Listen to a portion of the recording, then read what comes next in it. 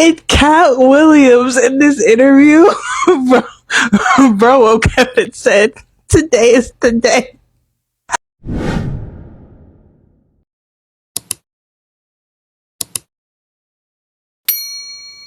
Hi lovelies, and welcome back to another TikTok video. If you're new here, my name is Williams and Shanon, and here is Belly's TikTok. Don't forget to please subscribe to this channel, turn on notifications so that anytime I upload a video, you will be the first person to be notified. And to my returning subscribers, thank you so much for all the love and support. To those people that share my videos, leave commentaries, you guys are the real MVP. Thank you so much for all the love and support.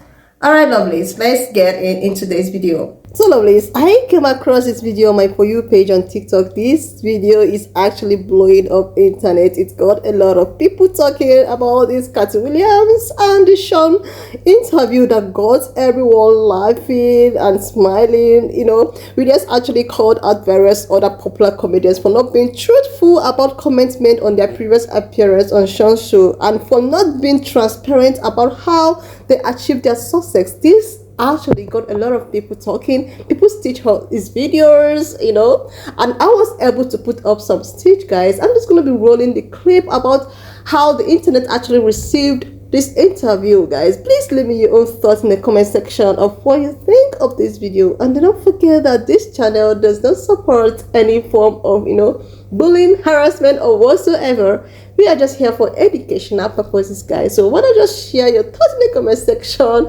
and subscribe if you're yet to do that, and let's get into the video.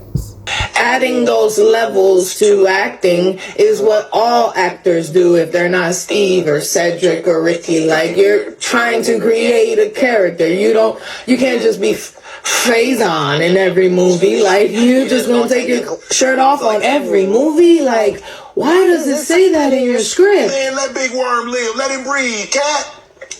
Let Big Worm breathe. Stall him out now.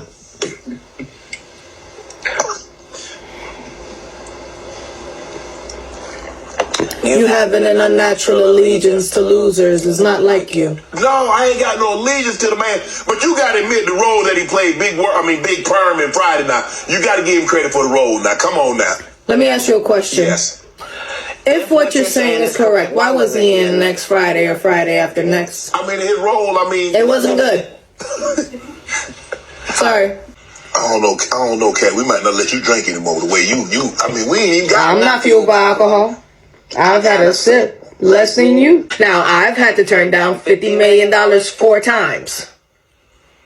4 times. Just to protect my integrity and that virgin hole I was telling you about. Right. Because P. Diddy be wanting to party. And you gotta tell him no. You got to tell him no. I did. This is like Steve Harvey telling people he used to be homeless. That's my story. That's not his story. Steve Harvey was never homeless. When Mark Curry was touring with him 25 years ago, he was making $3,000 a show in cash and doing 5 shows a week. They just tell the stories. Thanks to my wife, I'm where I am. You said that about the first wife. You forget that? You told us it was her. Then you went and married somebody else that think like a man. Like, what are you talking about? They think they can rewrite history. As I stand before you, Shannon, I would have bust Cedric's stomach. There was nothing that would have kept me from one of these in that patch right there. Like, are you kidding me? Bro, we are 3 days into 2024. And KATT Williams in this interview, bro woke up and said, "Today is the day." Have y'all listened or heard this interview? This man woke up and chose violence for sure. He for sure woke up. It was like, today is the day. I'm exposing everybody. I'm telling the truth about everybody. I literally looked at one clip from this interview. I was like, oh, this is funny. So I liked it. Literally every other video on my feed now is of KATT Williams in this interview. And it keeps getting funnier. If you have no idea what I'm talking about, please just put in KATT Williams near. Back and forth, arguing with absolute. I'm not going back and forth, arguing with absolutely anyone about this interview. I said what I said. This is the best interview of 2024. I don't care if you have a TV show. I don't care if you have a podcast. I'm sorry. This takes the cake. This is the best interview, in my personal opinion, of 2024. You're not gonna. Katt Williams is very selective about who he interviews with, and he decided to do it on Club Shay Shay. Shanon Sharpe absolutely struck gold by having Katt Williams on this interview. This will go down in the channel's history as the most viewed interview in this channel's history, and for good reason. If you watch this interview, if you haven't seen bits and clips of it already, the very first 17 minutes. This video was 2 hours and 46 minutes long. The very first 17 minutes are legendary. I'm just gonna leave that out there. It's worth watching. Go get your favorite food, your favorite drink, and sit down and watch this interview. It's extremely entertaining from beginning to end. Katt Williams hit the gas. He went from 0 to 60 from the very beginning, like the new Tesla Cybertruck. I'm telling you, Shanon Sharpe absolutely struck gold, period. I mean, he did what he did with everybody he interviews so beautifully. He allowed them free range to speak and tell their truths. He didn't be too subjective with the questions, which made the interview even more entertaining. And of course, there was alcohol involved, so you already know what's going on. So watch this interview. We're gonna roll a clip. You let Ricky Smiley sit here and you said out that mouth, you stole Friday After Next, the one I was in. I wish all of America fumbled a bit when that happened. And then he said some stuff that we haven't heard in 100 years in Hollywood. You ain't say nothing. This man told you he had Katt Williams' role. He was gonna be Money Mike, and Katt Williams was gonna be the Santa Claus. Now let's 3 quick points. You mean in Hollywood they cast a 5'5" black Santa Claus that weigh 145 pounds? That's your story. Your story is the Ricky Smiley that couldn't even do curse words because he had a Christian fan base. He was gonna play the pimp. Why you didn't ask him why has he played a woman in more movies than he's played a man? I'm not going back and forth arguing. Just started the new year. We just started the new year. I ain't even took my shoes off. We ain't even comfortable yet.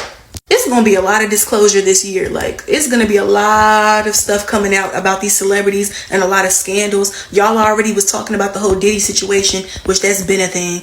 But it's gonna be a lot more of y'all faves getting dragged. They business being put out for who they really are. One of the things about Katt, he's smart. So he knew, okay, I'm gonna tell the truth about these people and I'm gonna give the people what they want, which they know. He know y'all like drama and celebrity gossip and shit like that. So he gave y'all that, but then he still sprinkled in truths about like real stuff that matters in the world after that. Like, I know everybody laughing about the whole like light-skinned weird face wife shit and you know what he was saying about the comedians, but I really want y'all to really watch that interview and listen to the other things that he was saying too about, you know, the world, people in other countries, and a lot of us in America have this view of this negative view of people, like, oh, it's just the world is just full of fucked up people and everybody's out to get us and stuff like that, when in reality, if we actually traveled more and we're around other people that aren't as privileged as we are in America, we would be more grateful for what we have, one, and then two, we would see that there are a lot of good people in the world. And I agreed with him when he said that. Of course, he's funny and what he was saying was funny as fuck, but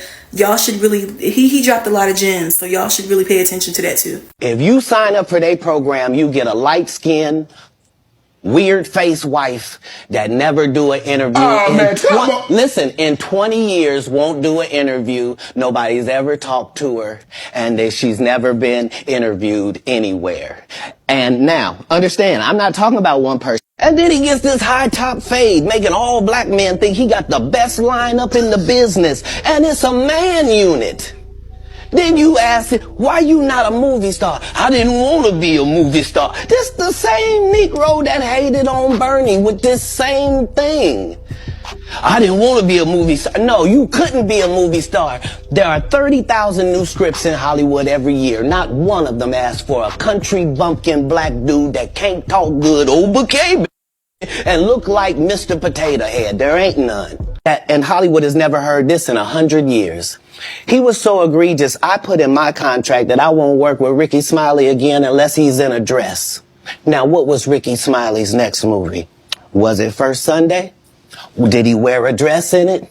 You bet he did. It's in my contract. Can't sing, can't dance, and doesn't write jokes. He did 4 comedy specials. They're so bad, Shannon, they're not available on Netflix or Tubi. Can I say that again for the audience? Can't sing, can't dance, and doesn't write jokes. He did 4 comedy feel like Katt Williams know a little bit more than he's letting on. Because you can't let your left hand know what your right hand is doing. Whatever Katt Williams witnessed while he was in Hollywood, he's keeping that secret closely guarded. Praise the Lord, Brother Katt Williams. Now, Brother Katt Williams, you told me that an usher sat somebody in your seat while you were at the front of the church shouting. Yeah. The usher said he didn't see you at church. I know I'm coming. They know I'm coming. The usher said he didn't see anyone sitting in the chair that he sat someone in. Because he's a liar. Nobody knows why liars lie. And that's why I had to come on the program. Cedric did the same thing. Wait. So Cedric was ushering and he put someone in your seat before. Why nobody know this story? Well, I didn't know Cedric was on the usher board. Maybe people don't understand the definitions of these words. Now, the usher said he didn't see you shouting at the front. It's untrue, and there are hundreds of witnesses for each thing I'm saying. Well, you know what? Listen, I'm going to go back to the usher, and I'm going to talk to him because I don't want this to distract you from your praise. You know, God has been too good. My whole life, I wanted to be God's friend. Hallelujah! As a Katt Williams fan from way back, I didn't expect anything less than what we got. I honestly expected more, but Shanon Sharpe wasn't tapping into those sports analyst skills and really dissecting stuff. And that's what gave me, like, what you guys call it, the ick. That's what pissed me off, because I'm like, he's giving you nuggets, and you're not asking no follow-up questions. You not, you know what I mean, connecting the dots. You're not elaborating on anything. You're laughing it off, taking sips, and like, Katt, you cry, all of that. You're doing all of that when he's dead ass. Now, granted, Katt came in guns blazing, okay? Right off rip, he just spoke his truth and was going for a whole 30 minutes. Nobody stopped him. Okay, cool. But that is when you should have been like, all right, let me put the note cards down and pivot. He over here asking about, well, where did you grow up and how was your childhood and shit like that. And I'm like, he just came off of a 30-minute rant and you want to know about his childhood and all that shit. Nobody gives a fuck at this point. Ask the questions. The true Katt Williams fans that we already know how this man comes when it comes to his comedy style. He speak woke politics, woke experiences. He might tell a joke, but he'll never tell a lie. Now, I don't know about you, but I really wanted to know who those 3 black men were in the room along with Katt when Harvey Weinstein had asked them about that fellatio question. That would have been a perfect moment for a follow-up question, Shanon. There's a golden rule. Don't ask, don't tell. So since you didn't ask, then we'll never know. Like, seriously, lovely, is the one that actually got me, thinking, and, I actually, listened to that part where he was talking about how people in America actually think that the world is a fucked up place. Like, the world is full of, people that is not nice and all of that, people that treat, not well and everything, but without realizing that there are a lot of people out there who are actually nice. There are a lot of people out there, maybe other countries, like if you're able to go out of America, you can actually meet nice people like you and all of that. And this actually, got me thinking, like, he was actually, saying the truth, and a lot was said during the show, and the nearly 3 hours long interview has dominated internet headlines since it was dropped. While most of the conversations online surrounding the controversial things William had to say about his, fellow comedians, there were a lot of other gems from the discussion that were, widely highlighted, particularly for, marketers, and this is just something that is well highlighted. And one of the major, beef Williams had with the comedians he called out during this interview is the fact that they did not invest in their career. Like, they did not study their craft very well. He didn't even feel they were doing the hard work of developing jokes that would accomplish the primary goals of making the audience laugh. So he was like, these people are not doing their thing well. They're not doing this career stuff well to make audience laugh. And he actually, called out names, and this stripped the internet to oh my god, he spent years studying the structure and strategy behind joke of popular comedians of all background. Like, he said that he wouldn't do all this comedy stuff, without it's not a must for you to actually trying to put on, some kind of character, trying to turn yourself to a woman, trying to like your styles and all of that he could also, do some kind of comedy stuff without trying to like change himself to some kind of costume his fellow people are actually. So Williams also said that he writes new materials for every tour he goes on, rather than reusing materials from previous years. And he also claimed that he spent a specific amount of study in his competence of movie roles and developed all the analytic ways to showcase that he was funnier than all of them. Like, this guy actually came for his colleagues. And another thing is that he also talks about his early days of his career, where he seemed like he fared better with white audience than black audience. Instead of just sticking with the audience that immediately got him, he took the time to study and get to know the audience he wanted to reach out deeper level. He created material for them, tested it with them, honed it, tested some more, and keep all until he got what he wanted. Like, wow. The interview actually got internet talking. Like, a lot of people were just smiling. Do you know he even went as far as saying that most of all his colleagues tend to not give their wife audience to talk because of their, he used some words that is not really what I can use on this channel, and he also talked about moments where he realized he was getting the same amount of laugh while in front of black audience that he was getting with his white audience. He actually talks about a lot of things. He reveals his secret to winning the hearts of any audience, no matter where he was performing. Then he was like, he devoted his acts to be local to the community he was in. If he was in Atlanta, he refused jokes and observation about Atlanta into first part of his shows. If he was in San Francisco, other places, he also talk about jokes that is related to church and culture. Like, people yourselves are different, like different kinds of jokes for different kinds of people, career, community, or whatsoever. Like, he was just coming back to back for his people. Seriously, lovelies, truth be told, the interview was just so transparent. The interview was just so transparent. It was a real look behind the curtain of inner working that happens within an industry.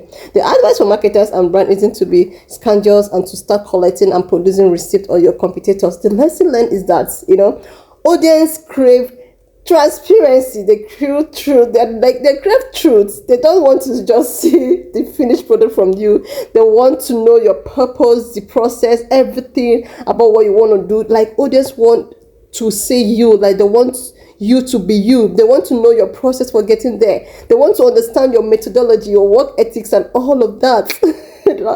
But they want and need to understand the story behind what makes you unique and what makes you you. This is just what KATT Williams is just all about. This is what he's just trying to pass through, and this interview skyrocketed. Like, it's really skyrocketed. And some of the biggest bombshell the comic genius dropped during the interview were accusing Stephen Harris of stealing his jokes. He recollected of Kevin Hart's race to fame and speaking about an alleged accident with the Illuminati involving Ludacris. Like, this actually, got a lot of people talking. He did not actually hold back during a 93 hours, interview with Shanon Sharpe on the Club Shay. He also went ahead to say that his jokes are universal, which I must agree with that, and is able to get people of various backgrounds with different beliefs to laugh at his jokes, like, which he's actually doing right now. He's getting everybody laugh at his joke, and he's so transparent. Like, he was just spitting it from the from his heart. Like, seriously, lovelies. Williams also made some negative comments about Luda's wife, and Luda actually responded it on the Instagram story. Like, he is who he is, and nobody has the right to question him and his personalities and all of that. Guys, anyways, this is just for it. Why not just leave me your own thoughts in the comment section of what you think of these videos, like this TikTok reaction completion concerning KATT Williams and Shane's broadcast. So leave your thoughts in the comment section. Subscribe to this channel if you've not done that already, and do not forget that this channel does not support any form of bullying, harassment or whatsoever, because we're just here for educational purposes. So please share this video, like, and I will see you lovelies when I upload my next video. If you have watched up to this extent, thank you so much for watching. Don't forget to please leave me your own thoughts in the comment section of what you think of this video, and do not forget that this channel does not support any form of bullying, harassment, or whatsoever. We are just here for educational purposes, guys. So why not just, leave your thoughts, subscribe if you're here too, then like this video, share, and I will see you lovelies when I upload my next